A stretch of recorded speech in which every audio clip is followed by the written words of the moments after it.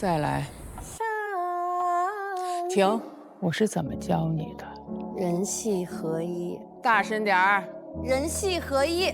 唱的一点都没有真情实感，你这魂儿都飘到九霄云外去了吧？我问你，这是些什么？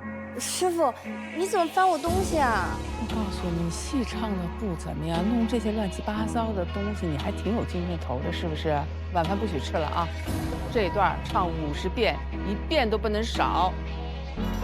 不是我不帮你，你也知道，想获得蒙特卡洛戏剧节的名额，那得有多难。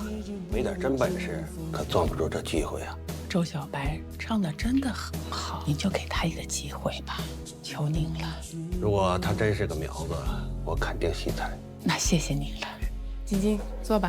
我买了2张票，你们喜欢听的，只要你们唱得好，自然是有奖励的。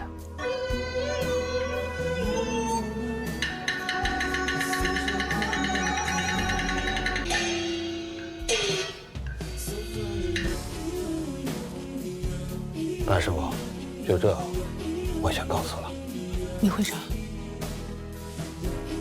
跪下。我特意把李会长请来听你唱戏，却在关键的时候唱错拍儿了，你知道吗？人生有几次像这样的机会，一旦失误就错过了。